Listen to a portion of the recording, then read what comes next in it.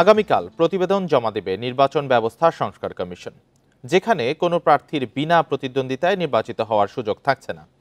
সংসদে আসন বাড়ানো, ন্যূনতম ভোট না পড়লে নির্বাচন বাতিল ও দুই কক্ষের পার্লামেন্টের সুপারিশও আসছে। এছাড়া সংখ্যানুপাতিক প্রতিনিধিত্ব ব্যবস্থা, না ভোটের সুযোগ, প্রবাসী বাংলাদেশিদের ভোটাধিকার, আরপিওর ব্যাপক সংশোধন সহ বেশ কিছু সুপারিশ থাকবে প্রতিবেদনে।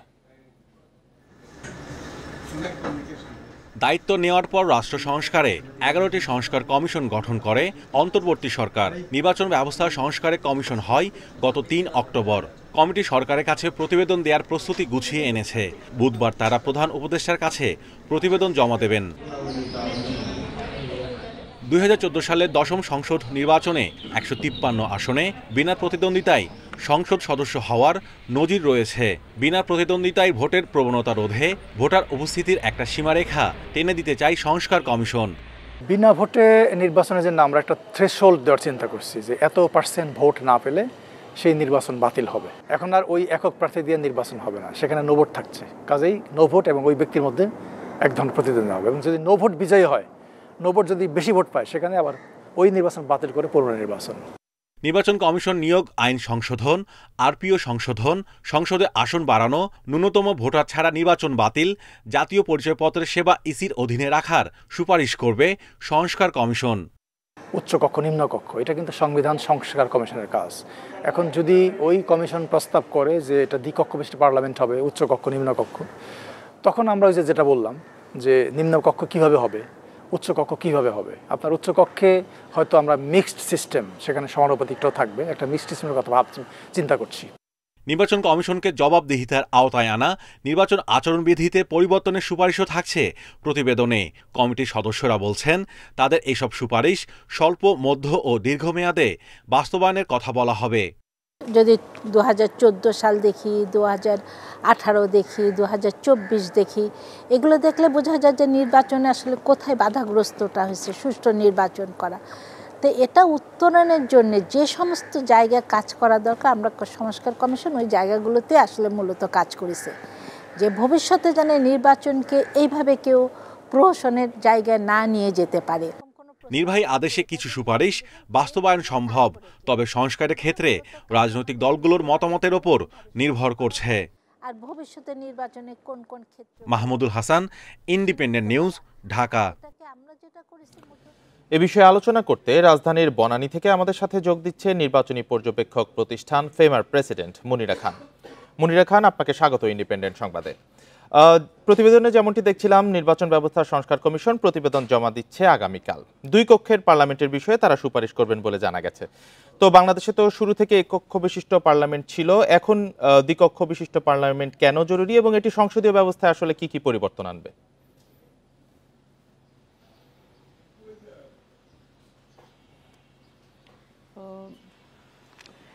ধন্যবাদ আপনাকে। তো বাংলাদেশে তো এখন পর্যন্ত কোনোদিন দুই পক্ষ বিশিষ্ট পার্লামেন্ট হয়নি। তো আমরা কিভাবে তারা এটা জমা দিচ্ছে আমি জানি না, সুপারিশটা কেমনভাবে আসছে।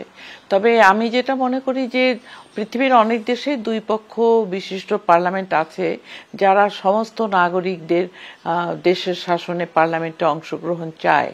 তো তবে আমাদের দেশে সুপারিশটা কিভাবে আসবে, এই যে ট্রান্সপারেন্সি কতটা থাকবে, কারা দুই পক্ষের মানে আপার হাউসে যারা কারা যাবে, কিভাবে যাবে, তাদের কিরকম ভাবে তাদের জনমত যারা যাতায়াতের মাধ্যমে করা হবে, না কি মানে ট্রান্সপারেন্সিটা কতটুকু থাকবে, কারা আমাদের ওখানে রিপ্রেজেন্টেটিভ হবে, সে সম্বন্ধে আমার কিন্তু সম্যক একটা ধারণা নেই। সুপারিশটা যখন আসবে তখন আমরা দেখে নিতে পারবো। তবে আমি এটা শিওর যে যদি আনুপাতিক হারে নির্বাচন না হয়, তাহলে কিন্তু দুই পক্ষ বিশিষ্ট পার্লামেন্ট থাকা জরুরি, এবং আমার মনে হয় যে গণতন্ত্রকে উৎসাহিত করবে। জি মুনিরা খান, আরেকটি বিষয় যে বিগত সময়ে আমরা দেখেছি যে সংসদ সহ বিভিন্ন পদে বিনা প্রতিদ্বন্দ্বিতায় নির্বাচনের একটা হিড়িক ছিল, তো এটি বন্ধ করার জন্য কি ধরনের ব্যবস্থা নেওয়া যেতে পারে?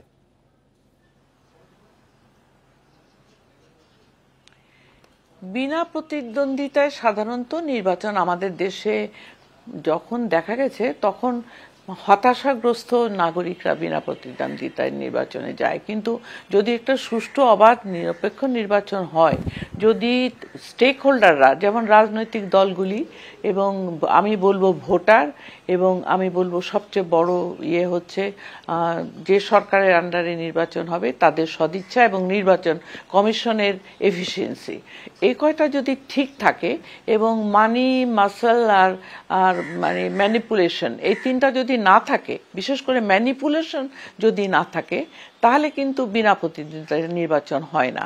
আমাদের দেশে বহুদলীয় গণতন্ত্র আছে, আমাদের দেশে অনেক পার্টি, এখনো যে সময়টুকু আছে অনেককেই দেখছি যে তারা নির্বাচনের জন্য যারা এতদিন চলে আসেনি, সামনের সারিতে আসেনি, তারা এখন নির্বাচনে আসার প্রচেষ্টা চালাচ্ছে এবং তারা জনগণের কাছে, মিডিয়া যখন ওপেন থাকে, মিডিয়ার উপরে যখন কোনো চাপ না থাকে কোনো সরকারের, তখন অনেকে উৎসাহিত হয় নির্বাচনে আসবার জন্য। এবং এই যে আমি আগেই বললাম যে মানি মাসল এবং ম্যানিপুলেশনটাকে যদি নির্বাচন কমিশন একদম মানে তাদের ইয়ের ভেতরে রাখতে পারে, কন্ট্রোলের ভেতরে রাখতে পারে, তাহলে বিনা প্রতিদ্বন্দ্বিতার নির্বাচন হওয়ার আমি মনে করি না যে কোনো আমাদের দেশে এটা হবে সামনে, যদি সরকারের সদিচ্ছা থাকে। জি, ম্যানিপুলেশন না থাকে এবং সরকারের সদিচ্ছাকেই গুরুত্ব দিচ্ছেন এক্ষেত্রে আপনি। আরেকটি বিষয় জানতে চাই যে আসলে সংখ্যানুপাতিক প্রতিনিধিত্ব ব্যবস্থা নিয়ে আলোচনা রয়েছে, এই বিষয়টি যদি একটু বিস্তারিত জানাতেন। বড় দলগুলোর হয়তো এখানে কিছুটা আপত্তি পরিলক্ষিত হচ্ছে, এই বিষয়ে একটু জানতে চাই আসলে।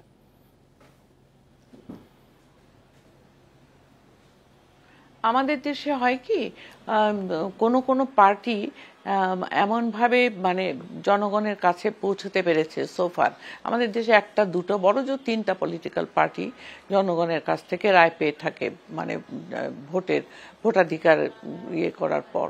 তো সেই জন্য আনুপাতিক তখন হয় কি, আবার সেই অ্যাবসলিউট মেজরিটি হয়ে যাওয়ার ভয় থাকে, অ্যাবসলিউট মেজরিটি হয়ে গেলে আবার সেই অ্যাবসলিউট করাপশনটা চলে আসে। তো সেজন্য আমি মনে করি যে আনুপাতিক হারে নির্বাচনের পদ্ধতিটা ভালো, যেখানে সব দলের সমর্থন ভোটাধিকার ভোটের আনুপাতিক হারে হয়ে থাকে। কিন্তু সেটা আমাদের দেশে আমি জানি না, আমার জনগণের ধারণা এই আনুপাতিক হারে নির্বাচন অনেক কম। এখন কতটুকু সময় আছে, কতটুকু সময়ে তাদের ভোটার এডুকেশন দেওয়া যাবে, তারা কতটুকু কিভাবে এটাকে গ্রহণ করবে। তো আগে যেমন আমরা কথা বললাম যে দুই কক্ষ বিশিষ্ট পার্লামেন্ট যদি থাকে, তাহলে কিন্তু এইদিকে আবার আনুপাতিক হারে নির্বাচনের এটা ইম্পর্টেন্সটা অনেক কমে আসে। এই দুটোকে সমন্বয় করে, যেমন দুই পক্ষ পার্লামেন্ট, আবার এইদিকে আনুপাতিক হার, এই দুটোকে সমন্বয় করে একটা নির্বাচন যদি করা যায় বহুদলীয় গণতন্ত্রের মাধ্যমে এবং নির্বাচন কমিশন এবং সরকারের যদি সদিচ্ছা থাকে, তাহলে ভোটারদের এডুকেশন দিয়ে যে কোনো দুটোকে একটাকে গ্রহণ করা যেতে পারে। আমি মনে করি যে এদিকে আনুপাতিক হারে নির্বাচন, এদিকে আবার দুই পক্ষ বিশিষ্ট, দুটোর দরকার হয় না। কিন্তু আমি মনে করি যে কোনো একটিকে আমরা ভালোভাবে যদি বেছে নিই আর আমাদের যদি সদিচ্ছা থাকে, তাহলে আমার মনে হয় রাজনৈতিক দলগুলি যদি বুঝতে পারে যে এখানে স্বৈরাচারের আর কোনো জায়গা নেই, এখানে অ্যাবসলিউট মেজরিটি হবে না, জনগণের রায় প্রতিফলিত হবে, ঠিক মতনই প্রতিফলিত হবে, তাহলে যে কোনো একটাকে বেছে নিলে আমার মনে হয় যে দেশে একটা সুষ্ঠু গণতান্ত্রিক পরিবেশ ফিরে আসবে। জি, মুনিরা খান, আপনার বক্তব্য একদম পরিষ্কার। আমাদের সাথে যুক্ত হওয়ার জন্য এবং আপনার মূল্যবান মতামত তুলে ধরার জন্য অসংখ্য ধন্যবাদ আপনাকে। বিএনপির স্থায়ী কমিটির এক জরুরি বৈঠক অনুষ্ঠিত হয়েছে। সোমবার সন্ধ্যায় রাজধানীর গুলশান কার্যালয়ে হয় এ বৈঠক। এতে লন্ডন থেকে ভার্চুয়ালি যুক্ত হয়ে সভাপতিত্ব করেন দলের ভারপ্রাপ্ত চেয়ারম্যান তারেক রহমান। 2 ঘন্টারও বেশি সময় ধরে চলা এই বৈঠকে খালেদা জিয়ার চিকিৎসা সহ সমসাময়িক রাজনৈতিক বিষয়ে আলোচনা হয়। এছাড়া সমমনা বেশ কিছু দলের সাথে সম্প্রতি বিএনপির লিয়াজো কমিটির বৈঠকে আসা বিভিন্ন প্রস্তাব পরামর্শ নিয়েও আলোচনা করেন স্থায়ী কমিটির সদস্যরা। এর আগে বৈঠকে যোগ দেন দলের মহাসচিব মির্জা ফখরুল ইসলাম আলমগীর, স্থায়ী কমিটির সদস্য ডক্টর খন্দকার মোশাররফ হোসেন, ব্যারিস্টার জমির উদ্দিন সরকার, মির্জা আব্বাস, ডক্টর আব্দুল মঈন খান, সালাউদ্দিন আহমেদ, হাফিজউদ্দিন আহমেদ, আমির খসরু মাহমুদ চৌধুরী। সম্প্রতি প্রতি সপ্তাহের সোমবার দলের শীর্ষ পর্যায়ের এই বৈঠক অনুষ্ঠিত হচ্ছে। সেনাবাহিনীর প্রধান জেনারেল ওয়াকারুজ্জামানের সঙ্গে পিলখানা হত্যাকাণ্ড পুনঃতদন্তে গঠিত জাতীয় স্বাধীন তদন্ত কমিশন সাক্ষাৎ করেছে। বিষয়টি নিশ্চিত করেছে আইএসপিআর। সাক্ষাতে বিভিন্ন গুরুত্বপূর্ণ বিষয়ে আলাপ আলোচনা হয়েছে বলে জানিয়েছে আইএসপিআর। সোমবার পিলখানা হত্যাকাণ্ড পুনঃতদন্তে গঠিত জাতীয় স্বাধীন তদন্ত কমিশনের সভাপতি অবসরপ্রাপ্ত মেজর জেনারেল আলম ফজলুর রহমানের নেতৃত্বে কমিশনের সদস্যবৃন্দ সেনাবাহিনী প্রধানের সাথে সৌজন্য সাক্ষাৎ করেন। এ সময় তারা সেনাবাহিনী প্রধানের সাথে বিভিন্ন গুরুত্বপূর্ণ বিষয়ে আলোচনা করেন। বিশেষ করে তদন্ত কার্যক্রম পরিচালনার লক্ষ্যে বাংলাদেশ সেনাবাহিনীর সহযোগিতা কামনা করেন। সেনাবাহিনী প্রধান এ তদন্ত কার্যক্রম পরিচালনায় সেনাবাহিনীর পক্ষ হতে সকল ধরনের সহযোগিতার আশ্বাস প্রদান করেন।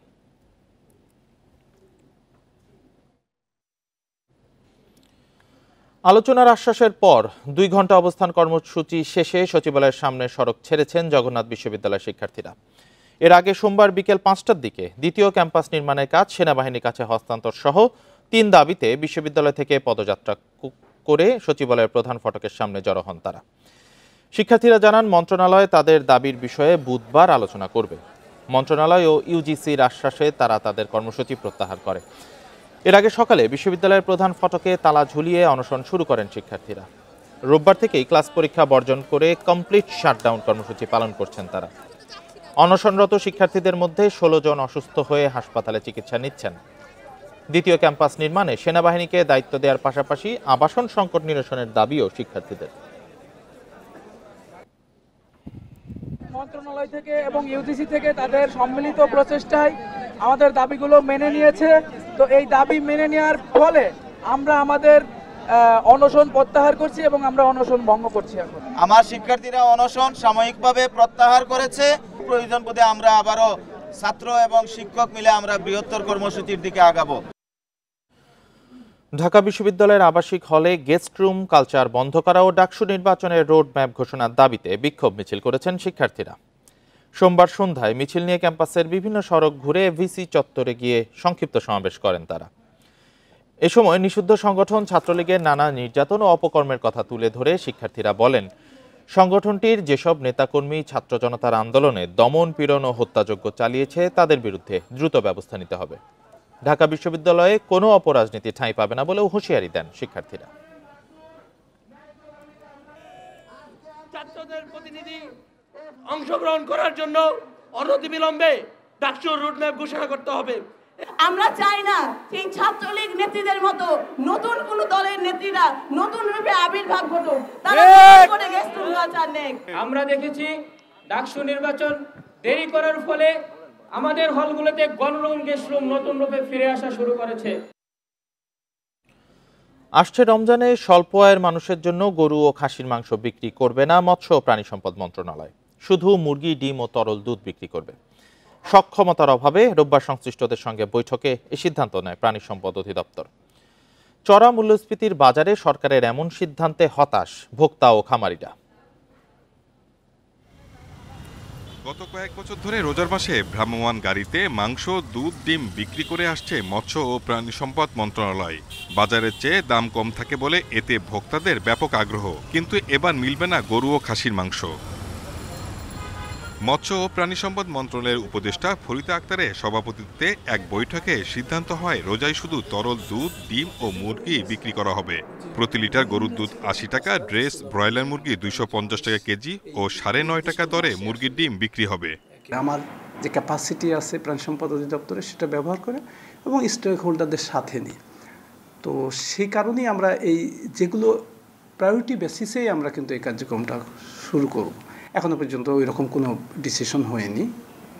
প্রাথমিক যেটা সিদ্ধান্ত হয়েছে যে এই 3টা প্রোডাক্টের নিয়ে কার্যক্রম শুরু করা হবে। চড়া মূল্যের বাজারেও প্রতি কেজি গরু ও খাসির মাংস 600 ও 900 টাকায় কিনতে পারত ভোক্তারা। এবার এ সুযোগ বন্ধ রাখার সিদ্ধান্তে হতাশ সবাই। বর্তমানে সব জিনিসের দাম বেশি, আর সবাই তো আর কিনা খাইতে পারে না। এটা গরিব মানুষের জন্য অনেক সুযোগ সুবিধা হইতে পারে, সরকারের যদি এটা সুযোগ সুবিধা দিত।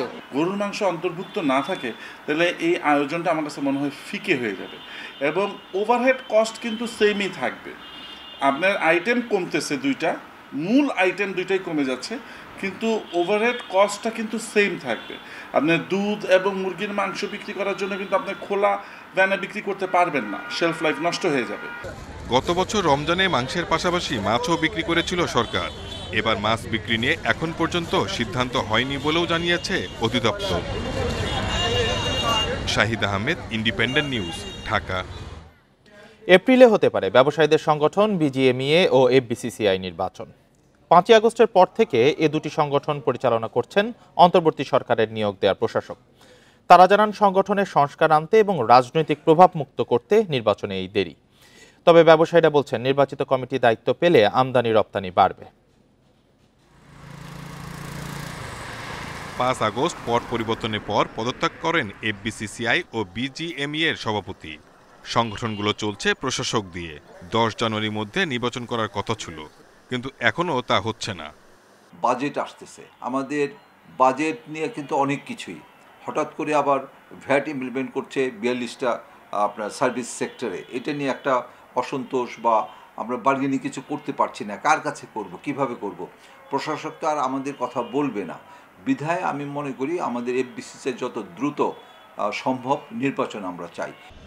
ব্যবসায়ীদের শীর্ষ সংগঠন এফবিসিসিআই এর প্রশাসক জানান কমিয়ে আনা হচ্ছে পরিচালক ও সহসভাপতির সংখ্যা।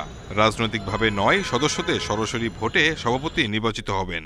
এরকম সংস্কার অব্যাহত রয়েছে, তাই নির্বাচন দিতে দেরি হচ্ছে। উপদেষ্টা মহোদয়ের সাথে একটা মিটিংয়ে ডেট হয়েছিল, ওই ডেটে হতে পারে না মিটিংটি। আশা করা যাচ্ছে খুব শীঘ্রই একটা মিটিং হবে, আমরা চূড়ান্ত সিদ্ধান্ত নিতে পারবো। জানুয়ারি 10 তারিখ পর্যন্ত একটা সময় ছিল, সময় আরও 120 দিন বাড়িয়েছে। তো আমার মনে হচ্ছে যে এত সময় হয়তো লাগবে না, তার আগে আমরা নির্বাচনটা করতে পারবো। পোশাক শিল্প মালিকদের সংগঠন বিজিএমইএ এর প্রশাসক জানান 26 জানুয়ারি নির্বাচন বোর্ড গঠন করা হবে। এপ্রিল মাসের শেষ নাগাদ নির্বাচন দেওয়া সম্ভব হবে। আমরা ঐক্যমতে পৌঁছেছি যে আমরা নির্বাচনে আমরা এই মাসে জানুয়ারি মাসের শেষ নাগাদ আমরা নির্বাচনী যে বোর্ড সেটা গঠন করব এবং ইনশাল্লাহ এপ্রিলের শেষ সপ্তাহে এপ্রিলের মধ্যে আমাদের নির্বাচন সুষ্ঠু সম্পন্ন হবে ইনশাল্লাহ। এ মাসে হালনাগাদ ভোটার তালিকা প্রকাশ করা হবে বলেও জানান বিজিএমইএ এর প্রশাসক। Shahid Ahmed, independent news, Dhaka. Beximco industrial পার্কের সকল কারখানা খুলে দেয়া, ব্যাংকিং ব্যবস্থা পুনরায় চালু এবং অন্যান্য বকেয়া পরিশোধের দাবিতে মানববন্ধন কর্মসূচির আয়োজন করেছে কারখানার কর্মকর্তা কর্মচারী সহ সাধারণ মানুষ। যে কোনো অপ্রীতিকর ঘটনা এড়াতে কারখানার এলাকায় মোতায়েন রয়েছে আইনশৃঙ্খলা বাহিনী। এ নিয়ে আরও জানাতে গাজীপুর থেকে যুক্ত হয়েছেন সহকর্মী আবুল হাসান। আবুল হাসান, কর্মকর্তা কর্মচারীগণ ঠিক কী ধরনের সংকটের ভিতর দিয়ে যাচ্ছেন এবং তাদের যে সমাবেশটি সেটি ইতিমধ্যে শুরু হয়েছে কিনা, তাদের দাবিগুলো মূলত কি কি?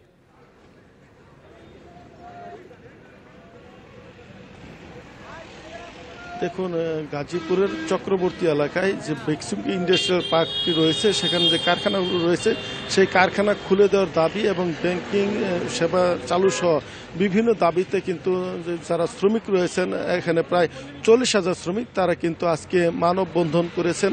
এবং সেই মানববন্ধন আমরা এখন যেটি দেখতে পেয়েছি যে চক্রবর্তী এলাকা ছাড়িয়ে সেই মানববন্ধন কিন্তু নবীনগর এলাকা পর্যন্ত ছড়িয়েছে এবং সেখানে যারা কর্মকর্তা কর্মচারী রয়েছেন তাদের পাশাপাশি নারী পুরুষ শ্রমিক বিভিন্ন বয়সী তারা কিন্তু অংশ নিয়েছেন এবং তারা ব্যানার ফেস্টুন নিয়ে তারা এখানে কিন্তু এই মানববন্ধনে সামিল হয়েছেন। এবং আমরা শ্রমিকদের সঙ্গে কথা বলছিলাম, তারা যেটি বলছেন যে প্রায় মাসখানেক হলো তাদের যে কারখানা সেই বেক্সিমকো ইন্ডাস্ট্রিয়াল পার্ক বন্ধ রয়েছে এবং এই বন্ধ থাকার কারণে তাদের ভিতরে যে কর্মসংস্থানের যে অনিশ্চয়তা সেটি তৈরি হয়েছে এবং তারা বলছেন যে প্রায় 40,000 পরিবার এই কারখানার সাথে জড়িত এবং তাদের যে রুটি রুজি সেটি অনিশ্চিত হয়।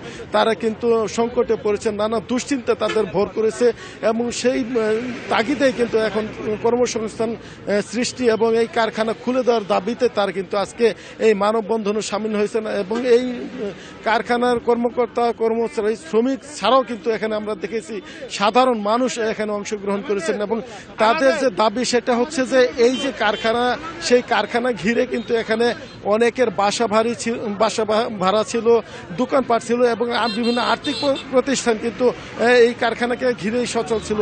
এই কারখানা বন্ধ হওয়ার পর তাদের যে আর্থিক যে এখানকার যে কর্মকাণ্ড সেটি কিন্তু পুরোপুরি বন্ধ হওয়ার উপক্রম এবং সেই কারণে কিন্তু সাধারণ মানুষ এই আন্দোলনে সামিল হয়েছেন এবং তারা যেটি বলছেন যে শুধু 40,000 পরিবার নয়, এখানে এলাকাবাসীরও দাবি এই কারখানাটি অতি সত্বর খুলে দেওয়া, যাতে মানুষের কর্মসংস্থানের পাশাপাশি এখানে যারা বাসা ভাড়া দিয়েছেন এবং এখানে দোকানপাট খুলেছেন, ব্যবসা প্রতিষ্ঠান খুলেছেন, তারাও যেন এখানে কর্ম করে খেতে পারেন, সেই প্রচেষ্টা যেন সরকার নেয়, সেই উদ্যোগ যেন নয়, সেই দাবি কিন্তু এখানকার সাধারণ মানুষ করছে। এবং এখানকার কারখানা কর্তৃপক্ষ এবং শ্রমিকরা যেটি বলছেন যে এই কারখানাতেই তারা কিন্তু রুটি রুজির ব্যবস্থা করেছিলেন এবং দীর্ঘ অনেকেই 8 বছর ধরে এখানে কাজ করছেন। অনেকের কিন্তু নতুন করে যেখানে কারখানায় দেওয়ার যে কর্মসংস্থানের সুযোগ সেটিও কিন্তু অনেকের নাই। অনেকের বয়স এখানে অনেকের বয়স বেড়ে গেছে এবং সেই কারণে তারা কিন্তু নতুন করে যে কারখানায় চাকরি নেবেন সেই পরিস্থিতিও কিন্তু তাদের অনেকেই নেই। ফলে তারা বলছেন যে এই কারখানা যেন অতি সত্বর খুলে দেওয়া হয় এবং তাদের পরিবার যেন নিয়ে এখানে কাজ করে এখানে খেতে পারেন, সেই সুযোগ সৃষ্টির জন্য তারা কিন্তু সরকারের কাছে দাবি জানিয়েছেন। এবং পাশাপাশি ব্যাংকিং যে এখানে এলসি খোলা এবং এই কারখানা সচল রাখার জন্য যে ব্যাংকিং সেবা সেটিও যেন চালু করা হয়, সেই দাবি তারা তুলছেন। এবং তারা বলছেন যে এই দাবি তারা আদায়ে শান্তিপূর্ণভাবে আজকে তারা মানববন্ধন কর্মসূচি দিয়েছেন এবং এখানে তারা গণস্বাক্ষর নিচ্ছেন এবং প্রায় 40,000 নারী পুরুষ শ্রমিক তারা কিন্তু এই গণস্বাক্ষর দিচ্ছেন এবং তারা সেই গণস্বাক্ষর কর্মসূচির পাশাপাশি মানববন্ধন সমাবেশ করছেন। এবং এখন পর্যন্ত আমরা যেটি দেখেছি যে শান্তিপূর্ণভাবেই তাদের এই কর্মসূচি চলছে এবং কোনো ধরনের অপ্রীতিকর ঘটনা আমরা দেখতে পাইনি। পরিস্থিতি নিয়ন্ত্রণ এবং স্বাভাবিক রাখতে এখানে শিল্প পুলিশের পাশাপাশি অন্যান্য আইনশৃঙ্খলা বাহিনীর সদস্য এবং গোয়েন্দা সদস্যরা কিন্তু আমরা এখানে দেখতে পেয়েছি এবং তারাও কিন্তু তাদের দায়িত্ব পালন করে যাচ্ছে। এই ছিল গাজীপুরের বেক্সিম ইন্ডাস্ট্রিয়াল পার্কের মানববন্ধন কর্মসূচির সর্বশেষ পরিস্থিতির খবর। গাজীপুর থেকে জানাচ্ছিলেন সহকর্মী আবুল হাসান। ঢাকা বরিশাল লঞ্চের অত্যাধুনিক সরঞ্জাম ব্যবহার জানেন না লঞ্চের চালক সহ অন্যান্য ক্রুরা। প্রশিক্ষণ না থাকায় প্রায়ই দুর্ঘটনার কবলে পড়ছে বিলাসবহুল লঞ্চগুলো। বারবার তাগিদ দিলেও প্রশিক্ষণের উদ্যোগ নেই সংশ্লিষ্ট কর্তৃপক্ষের। 170 কিলোমিটার ঢাকা বরিশাল নৌরুটে বিলাসবহুল যাত্রীবাহী লঞ্চ চলাচল করে 30টি। Radar, indicator, remote control, echo sounder, GPS ও ভিএইচএফ এর মতো আধুনিক যন্ত্রপাতি রয়েছে এসব লঞ্চে, যা নদীপথে দুর্ঘটনা কমাতে সহায়ক। তবে লঞ্চে থাকা এসব অত্যাধুনিক যন্ত্রপাতি ব্যবহারের দক্ষতা নেই চালক শুকানিদের। তাদের অভিযোগ, আধুনিক যন্ত্রপাতি ব্যবহারে প্রশিক্ষণ দেওয়ার কোনো উদ্যোগ নেয়নি বিএডব্লিউটিএ ও লঞ্চ মালিকরা। ফলে অব্যবহৃত থেকে যাচ্ছে বেশিরভাগই যন্ত্রপাতি। কোনো প্রশিক্ষণ আমাদের নেওয়া নাই, আমরা প্র্যাকটিক্যালে যতটুকু অভিজ্ঞতা অর্জন করছি ওই প্র্যাকটিক্যাল অনুযায়ী আমরা চালাচ্ছি। আমাদেরকে যে প্রশিক্ষণ যে একটা দেওয়াটা সরকারি ধরনের একটা প্রশিক্ষণ থাকবে সেটা কিন্তু এখন পর্যন্ত দেওয়া হয় নাই। আমি রাডার দেখে চালাই, কিন্তু সামনে হঠাৎ ঘন কুয়াশা পড়লে আরেকজনের রাডার নাই, সে দেখতে পায় না, তখন সে এটাকে একটা বিপদের সম্মুখীন হয়। চালক শুকানিদের প্রতি বছর প্রশিক্ষণ দেওয়ার ব্যাপারে একমত হলেও প্রশিক্ষণ না দেওয়ার জন্য একে অপরের ওপর দায় দিচ্ছেন লঞ্চ মালিক পক্ষ ও বিআইডব্লিউটিএ কর্তৃপক্ষ। মালিক কর্তৃপক্ষ তো বড় ধরনের লঞ্চ সৃষ্টি করে, কিন্তু গভর্নমেন্টের কিছু নিয়ম নীতি আছে, সেই নিয়ম নীতি বা প্রশিক্ষণ বিআইডব্লিউটির মাধ্যমে প্রশিক্ষণ নিতে হয়। প্রতি বছরই একটা নির্ধারিত টাইমের মধ্যে তাদেরকে ট্রেনিং করাতে হবে। একবার ট্রেনিং করে ছেড়ে দিলাম, 5 বছর 10 বছর চললো, সেই নিয়মে এখন আর চলতেছে না। প্রতিটি লঞ্চের মাস্টারে কিন্তু সার্টিফিকেট রয়েছে। এখন ব্যাপারটা হলো যে এই সকল মাস্টার কিন্তু অনেক প্রবীণ, এখন যারা নতুন ঢুকছে তারা অনেক কিছু আধুনিক জ্ঞান নিয়ে ঢুকছে। বরিশাল বিভাগে 2 শতাধিক চালক শুকানি অদক্ষ অবস্থায় বিলাসবহুল লঞ্চগুলো পরিচালনা করছেন। ফলে বৈরী আবহাওয়া ও কুয়াশার কারণে সবচেয়ে বেশি নৌ দুর্ঘটনা ঘটছে এই রুটে। Independent news. দৈনিক 81,000 যানবাহন চলাচলের লক্ষ্যমাত্রা নিয়ে গত 3 জানুয়ারি চালু হয় চট্টগ্রাম এলিভেটেড এক্সপ্রেসওয়ে, কিন্তু এখন প্রতিদিন গাড়ি চলছে মাত্র 7,000, যা লক্ষ্যমাত্রা থেকে 74,000 কম। প্রকল্প সংশ্লিষ্টদের দাবি, এক্সপ্রেসওয়ের কাজ পুরো শেষ হলে বাড়বে গাড়ির সংখ্যা। আর নগর পরিকল্পনাবিদরা বলছেন অপরিকল্পিত নির্মাণে সুফল পাচ্ছে না নগরবাসী। কয়েকবার পেছানোর পর গত 3 জানুয়ারি আনুষ্ঠানিকভাবে চালু হয় চট্টগ্রামের প্রথম এলিভেটেড এক্সপ্রেসওয়ে। প্রথম দিনে গাড়ি চলাচল করে 3,500-র বেশি, আর গত এক সপ্তাহে এক্সপ্রেসওয়েতে 7,000-এর বেশি যানবাহন চলেনি একদিনও। চট্টগ্রাম প্রকৌশল ও প্রযুক্তি বিশ্ববিদ্যালয়ের bureau of research test and কনসালটেশনের করা এলিভেটেড এক্সপ্রেসওয়ের সম্ভাব্যতা সমীক্ষা বলছে প্রতিদিন প্রায় ৮১,০০০-এর বেশি গাড়ি চলাচল করবে, কিন্তু বাস্তবতা ভিন্ন। চালু হওয়া 7 দিনের সমীক্ষায় দেখা যাচ্ছে গড়ে প্রতিদিন যানবাহন চলছে 7,০০০। নগরবাসী বলছেন বড় একটি অংশের মানুষকে পতেঙ্গা যেতে এই এলিভেটেড এক্সপ্রেসওয়েতে উঠতে হলে যেতে হয় কয়েক কিলোমিটার দূরের মুরাদপুরে। এই দূরত্বের কারণে ব্যবহার কম হচ্ছে এলিভেটেড এক্সপ্রেসওয়ের। সময়ও যাচ্ছে, গ্যাসও যাচ্ছে, এই কারণে আবার টুল যাই এনে টুল ভাড়াও দিতে হচ্ছে। এক্সপ্রেসওয়েতে উঠার আর রাস্তা না রাখায় ক্ষোভ প্রকাশ করেছেন নগর পরিকল্পনাবিদরা। তারা বলছেন গাড়ি চলাচল বাড়াতে হলে পরিকল্পনায় আনতে হবে পরিবর্তন। ওরা নাম্বার 1 ক্রাইম করেছে কি, এই প্রজেক্টটা ছিল লালখান বাজার থেকে পতেঙ্গা। ওরা কেন লালখান বাজার থেকে উঠার ব্যবস্থা করলো না? This is criminal offence. এক্সপ্রেসওয়েটি পরিকল্পনা মাফিক হয়েছে, মানুষ না বুঝে এটা সেটা বলছে বলে জানিয়েছে প্রকল্প সংশ্লিষ্ট সিডিএ কর্মকর্তারা। নামার র্যাম্প করেছিলাম শহর থেকে। আপনি জানেন যে এলিভেটরের মূল কানেক্টিভিটিটা হচ্ছে শহরের মধ্যস্থলে। জিইসি যদি আমরা শহরের সেন্টার ধরি, জিইসি, তারপর লালখান বাজার এবং পলক গ্রাউন্ড, এই তিনটাই কিন্তু ফ্যাসিলিটেট করা হয়েছে। দুইটাই কিন্তু নামার র্যাম্প। মানুষ মনে করছে এটা উঠার র্যাম্প না। 2023 সালের 14 নভেম্বর উদ্বোধনের প্রায় 14 মাস পর 3 জানুয়ারি টোল দিয়ে আনুষ্ঠানিকভাবে যানবাহন চলাচল শুরু হয় এই এলিভেটেড এক্সপ্রেসওয়েতে। আলমগীর সবুজ, ইন্ডিপেন্ডেন্ট নিউজ, চট্টগ্রাম। ইনি আরও জানাতে চট্টগ্রাম থেকে যুক্ত হয়েছেন সহকর্মী অনুপম শীল। অনুপম শীল, পুরো এক্সপ্রেসওয়ের কাজ শেষ হতে কবে নাগাদ শেষ হতে পারে? নগরবিদরা বলছেন যে অপরিকল্পিতভাবে তৈরির কারণে সুফল পাচ্ছেন না, সিডিএ কর্মকর্তারা ভিন্ন কথা বলছেন। আসলে বিষয়টি কি?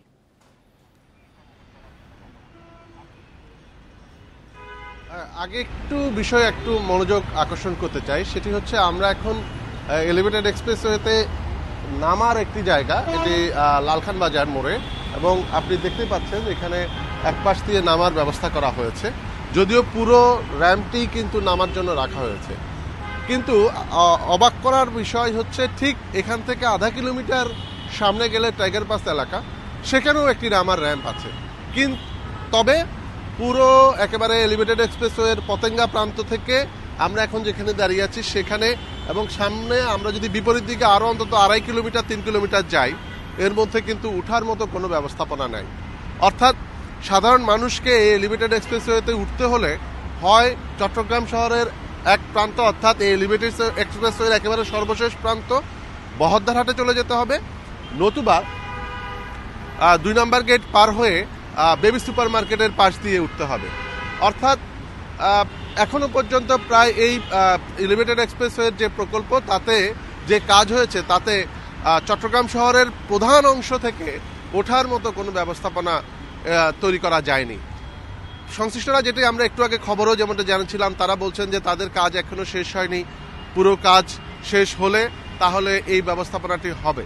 কিন্তু আমরা দেখছি যে এই প্রকল্পটির শুরু থেকেই এই র্যাম্প নামানো নিয়ে নানা ধরনের আলোচনা সমালোচনা, বারে বারে র্যাম্পের নকশা পরিবর্তন হয়েছে। আমরা প্রথম দিকে যে শুনেছিলাম 24টি র্যাম্প নামানো হবে, পরবর্তীতে 16টি, এখন আরও কমিয়ে আনা হয়েছে।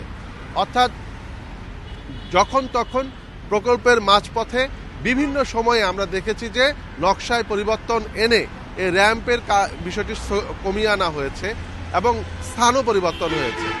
এর ফলে আমরা এরকমও দেখেছি যে র্যাম্প করার জন্য পাইলিং করা হয়েছে, কিন্তু পাইলিংয়ের মাঝপথে থামিয়ে দিয়ে আবার সেই র্যাম্পটি বন্ধ করে দেওয়া হয়েছে, কাজ বন্ধ করে দেওয়া হয়েছে। অর্থাৎ জনগণের টাকায় এক ধরনের যথেচ্ছাচার হচ্ছে বলে সংশ্লিষ্টরা মনে করছেন, বা সংশ্লিষ্ট আমাদের বিশেষ করে নগর পরিকল্পনাবিদ বা যারা এই সমস্ত বিষয়গুলো নিয়ে ভাবেন তারা আমাদেরকে জানিয়েছেন। সিডিএ কর্তৃপক্ষ যদিও বলছে যে তারা পূর্ণাঙ্গ ভাবে চালু হলে তারপর একটিতে মানুষজন উঠবে, কিন্তু আসলে সেটি কোন মন্ত্রী উঠবে সেটি বোঝা যাচ্ছে না। কারণ এখানে আমরা যে অংশটির কথা বললাম, অর্থাৎ একেবারে এই যে আগ্রাবাদ থেকে, অর্থাৎ বারিক বিল্ডিং থেকে জিসি মোড় পর্যন্ত অন্তত 6 কিলোমিটারের মতো জায়গা, 6-7 কিলোমিটারের মতো, সেখানে মাত্র একটি র্যাম্পের কাজ আমরা দেখছি যে জিসির মোড়ে হচ্ছে। সেটি নিয়েও নানা আলোচনা আছে যদিও। তারপরে এই একটি র্যাম্প আছে, কিন্তু নামার জন্য একই জায়গায় কিন্তু দুটি র্যাম্প আছে। এক্ষেত্রে আগ্রাবাদের মানুষজন কিভাবে এই এলিভেটেড এক্সপ্রেসওয়েতে উঠবে অথবা কদমতলী থেকে কিভাবে উঠবে, এই বিষয়গুলো কিন্তু বোঝার বা জানা যাচ্ছে না, বা এটা সম্ভবও না। তো সামগ্রিকভাবে এই প্রকল্পটি দেখা হচ্ছে যে একটি আমরা বিভিন্ন সময়ে সাদা হাতি প্রকল্পের কথা শুনেছি। আমরা যেটি বা বিশেষজ্ঞরা যেটি মনে করছেন যে এই প্রকল্পটিও হয়তো সেরকম হতে যাচ্ছে, যার প্রেক্ষাপটে আমরা ইতোমধ্যেই দেখতে শুরু করেছি যে এই এলিভেটেড এক্সপ্রেসওয়ে যখন তৈরি করা হচ্ছিল তখনকার সমীক্ষায় বলা হচ্ছিল যে প্রতিদিন ৮১,০০০-এর মতো গাড়ি বা যানবাহন চলাচল করবে, কিন্তু আমরা দেখছি যে এখন সেটি ৪,০০০ থেকে ৪,৫০০-এর বেশি হচ্ছে না। অর্থাৎ স্বভাবতই বোঝা যাচ্ছে যে ঠিক কত পরিমাণ মানুষ আশা নিয়ে এই এলিভেটেড এক্সপ্রেসওয়েটি বানানো হয়েছিল, কিন্তু এখন আসলে কতজন সেটি ব্যবহার করতে পারছে। স্পষ্টতই বেশ কিছু নির্মাণ ত্রুটি লক্ষ্য করা যাচ্ছে। চট্টগ্রাম থেকে জানাচ্ছিলেন সহকর্মী অনুপম শীল। ওলামা লীগের এক নেতার দখলে থাকায় ২০২২ সালে বেতনা নদীর ২৭০ মিটার অংশ খনন করতে পারেনি পানি উন্নয়ন বোর্ড। এ কারণে নদীতে পানির স্বাভাবিক প্রবাহ ব্যাহত হয়ে গত বর্ষা মৌসুমে বেড়িবাঁধ ভেঙে যায়। ঘের ভেসে শতাধিক কোটি টাকার ক্ষতি হয় ওই এলাকায়। ৫ আগস্টের পর সেই ওলামা লীগের নেতা পালিয়ে গেলেও এখনও দখল করা নদীর সেই অংশ উদ্ধার করে খননের উদ্যোগ নেয়নি পানি উন্নয়ন বোর্ড। সাতক্ষীরার বড় নদীগুলোর একটি বেতনা। জেলা সদর, তালা, কলারোয়া ও আশাশুনি উপজেলার অধিকাংশ এলাকার পানি প্রবাহিত হয় এই নদী দিয়ে। ২০২১ সাল থেকে সদরের কামারডাঙ্গা গ্রামের ছাগলাগেট এলাকায় জেলা ওলামা লীগের সাংগঠনিক সম্পাদক রাফুজ্জামান লাদেন নদী দখল করে মাছের ঘের করছিলেন। পরের বছর বেতনা খননে উদ্যোগ নিয়েও দখল করা ২৭০ মিটার অংশ খনন করা যায়নি। স্থানীয়রা জানান, গত বর্ষা মৌসুমে অতিবর্ষণের পানি নদীটি দিয়ে স্বাভাবিকভাবে প্রবাহিত হতে পারেনি। এতে জলাবদ্ধতার কবলে পড়ে ৪ উপজেলার ১.৫ লক্ষাধিক মানুষ। বেড়িবাঁধ ভেঙে মাছের ঘের ও সবজি ক্ষেত ডুবে কমপক্ষে ১০০ কোটি টাকার ক্ষতি হয়। রাজনৈতিক পট পরিবর্তনের পর এখনও নদীর খনন শুরু না হওয়ায় ক্ষুব্ধ স্থানীয়রা। নদীটা খনন করার কথা ছিল, কিন্তু এখানে একজন প্রভাবশালী নেতার কারণে সেটা সম্ভব হয়নি। সরকার চলে গেলি তখন ও পলে এলো, পলানোর পরে ঘের সমস্ত জনগণ এসে মাছটাকে মেরে নিয়ে কাটাই কুটি দেয়। এই নদীতে এদিকে কাটছে, ভালোভাবে কাটছে, কিন্তু ওইদিকে যে খাজা নদীতে ওখানে কাটে এখনো কাটি পারি নাই। ওদিকে জোয়ার ভাটা খেলে না। এখানে জ্যৈষ্ঠী আষাঢ় মাসে আবার এখানে আবার বৃষ্টির সময় আবার হলো যেতি, যার কারণে নদীটা খুব সংস্কার করা হলো প্রয়োজন। তবে দ্রুত কাজ শুরুর কথা জানিয়ে পানি উন্নয়ন বোর্ড বলছে, জুনের মধ্যে শেষ হবে ২৭০ মিটার অংশের কাজ। লাদেন নামে একজন ওখানে ঘের করে রেখেছিলেন, সেটা আমরা অলরেডি উচ্ছেদ প্রক্রিয়ার মাধ্যমে ঘের অপসারণ করে সেখান দিয়ে এখন পানি নামছে। দ্রুতই এখানে ক্রসবাঁধ দিয়ে এবং আমরা এই ২৭০ মিটার অংশটি খনন শেষ করব। বেতনা নদীর ৪.৫ কিলোমিটার খনন প্রকল্পের বরাদ্দ ছিল ১৯,৯৫ লাখ টাকা। Independent news. উত্তরাঞ্চল সহ সারা দেশে তাপমাত্রা কিছুটা বাড়লেও কোথাও কোথাও মৃদু শীত অনুভূত হচ্ছে। সকালে শীত বেশি থাকলেও বেলা বাড়ার সাথে সাথে তা কমে আসে। এ নিয়ে আরও জানাতে দিনাজপুর থেকে যুক্ত হয়েছেন সহকর্মী ASM আলমগীর। আলমগীর, দিনাজপুরে শীতের প্রকোপ কতটা রয়েছে, আজকে তাপমাত্রা কত, সার্বিক শীত পরিস্থিতি জানতে চাই।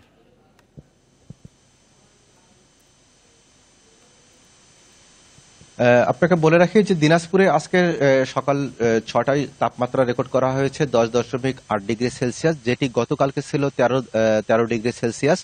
সেই হিসাবে আজকে কিন্তু তাপমাত্রা অনেকটা কমে গেছে। এবং আরেকটা বিষয় সেটি হচ্ছে যে আজকে কিন্তু অনেকটা কুয়াশাচ্ছন্ন আকাশ, যার কারণে আপনার সেই সঙ্গে হিমেল মৃদু বাতাস কিন্তু বইতেছে, যার কারণে আজকে কিন্তু গত কয়েকদিনের তুলনায় আজকে কিন্তু অনেকটাই শীত অনুভূত হচ্ছে। দিনাজপুরে কিন্তু আসলে এই জানুয়ারির প্রথম 1 তারিখেই কিন্তু দিনাজপুর দেশের সর্বনিম্ন তাপমাত্রা ছিল। এরপরে কিন্তু খুব একটা শীত অনুভূত হয়নি বলা চলে। এখানে রৌদ্রোজ্জ্বল আকাশ ছিল, আজকে কিন্তু অনেকটা শীত অনুভূত হচ্ছে। এতে করে কিন্তু দিনাজপুরের আজ হঠাৎ করেই কিন্তু গত কয়েকদিন তীব্র রোদ থাকার পরেও কিন্তু আজকে হঠাৎ করে ঠান্ডা আসার কারণে কিন্তু বিপাকে পড়েছে আসলে খেটে খাওয়া যারা মানুষ, তারা কিন্তু অনেকটাই বিপাকে। আজকে রোদ কিছুটা উঠেছে, রোদ উঠলেও কিন্তু কুয়াশাচ্ছন্ন আকাশ থাকার কারণে কিন্তু রোদের প্রকোপ কিন্তু খুব একটা বোঝা যাচ্ছে না। এবং এখনো কিন্তু কুয়াশা, আপনি যদি আমাকে চারপাশে যদি খেয়াল করেন তাহলে দেখবেন যে আসলে এখনো কিন্তু কুয়াশাচ্ছন্ন আকাশ আছে এবং কুয়াশায় ঢেকে আছে, যার কারণে কিন্তু এখনো শীত অনুভূত হচ্ছে। এবং সেই সাথে কিন্তু হিমেল যে বাতাসটি, সেই হিমেল বাতাস কিন্তু হিমেল বাতাস বইছে। আবহাওয়া অফিস থেকে গত 11 তারিখে একটি বার্তা দিয়েছে, সেটি হচ্ছে যে হিমালয়ের কাছে কিন্তু আবার একটি বাতাস ঘূর্ণাবর্তের সৃষ্টি হয়েছে, যার কারণে বলা হয়েছিল যে তাপমাত্রা কিছুটা বাড়বে, তারপরে কিন্তু আবার তাপমাত্রাটা কমবে। কিন্তু দিনাজপুরে কিন্তু আসলে তাপমাত্রা গতকালকের তুলনায় কিন্তু আজকে কিন্তু অনেকটা কমে গেছে। তো এই ছিল দিনাজপুরের সর্বশেষ শীতের অবস্থা আর কি। দিনাজপুর থেকে শীত পরিস্থিতি নিয়ে জানাচ্ছিলেন সহকর্মী আলমগীর। এলপি গ্যাসের উপর নতুন করে আরোপিত 7.5% মূল্য সংযোজন কর বাতিলের সিদ্ধান্ত নিয়েছে জাতীয় রাজস্ব বোর্ড এনবিআর। সোমবার এক বিশেষ আদেশে এই সিদ্ধান্তের কথা জানানো হয়। এতে উল্লেখ করা হয়, বাসাবাড়ির রান্না, যানবাহনে ও শিল্প কারখানায় এলপি গ্যাসের ব্যাপক ব্যবহারের কারণে এই সিদ্ধান্ত নেওয়া হয়েছে। এই আদেশ 9 জানুয়ারি থেকে কার্যকর হবে বলে গণ্য হবে বলে বিশেষ আদেশে উল্লেখ করা হয়। এর আগে 1 জানুয়ারি শতাধিক পণ্যের উপর কর বাড়ানোর সিদ্ধান্ত নেয় সরকার। এতে এলপিজির উপর 7.5% মূল্য সংযোজন কর আরোপ করা হয়। আর এই ছিল এখনকার সংবাদে। ইন্ডিপেন্ডেন্ট টেলিভিশনের সব খবর আরও বিস্তারিত জানতে চোখ রাখুন ফেসবুক, ইউটিউব, এক্সে। ধন্যবাদ সবাইকে।